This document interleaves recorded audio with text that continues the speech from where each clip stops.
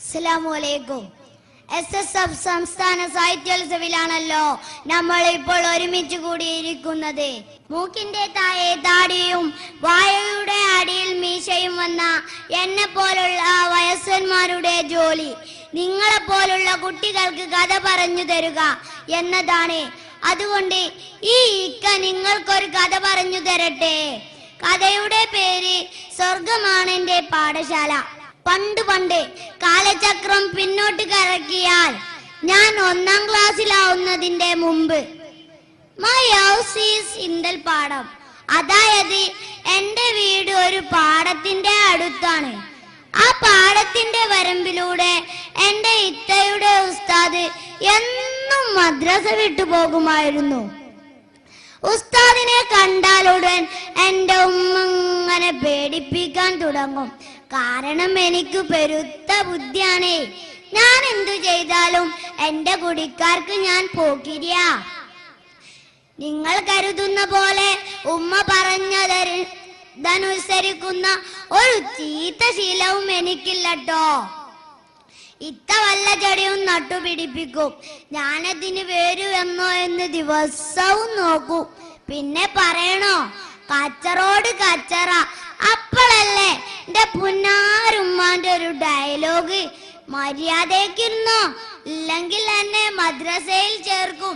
അവിടെ ചെന്ന ആ പോകുന്ന ഉസ്താദ് എനിക്ക് ചുട്ടാടി തരും. ആ തടിക്കോർമ്മ ഉണ്ടായിക്കോ. ഞാൻ എന്തു ചെയ്താലും എന്റെ ഉമ്മ അങ്ങനെ പേടിപ്പിച്ചു. അപ്പം ഞാൻ കരുതി മദ്രസ അതൊരു ലോകപ്പാണ്.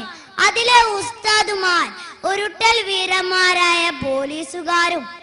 അങ്ങനെ പോകുമ്പോഴല്ലേ കൂട്ടരെ ഇങ്ങക്ക് കേൾക്കണോ, ശവ്വാൽ മാസം വന്നതും എനിക്ക് 5 വയസ്സായി.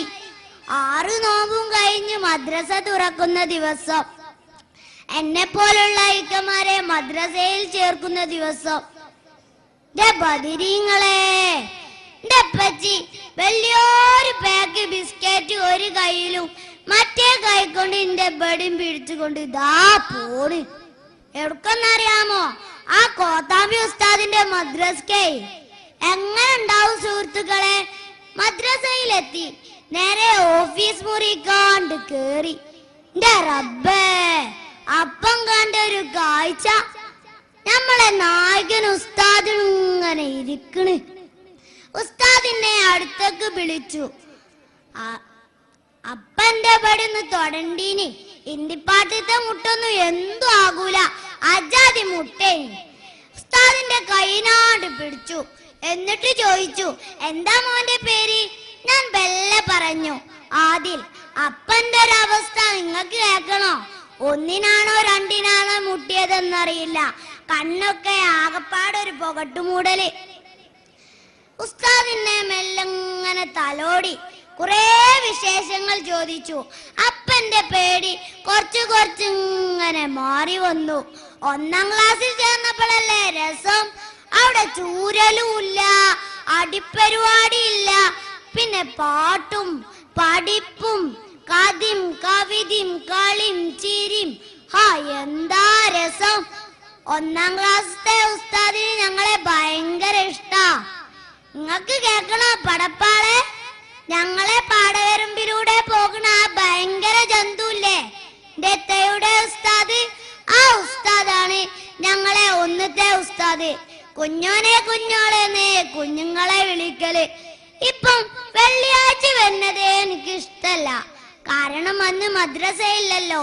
അതല്ലേ നമ്മളെ പാഠശാല, അതിച്ച് സ്വർഗ.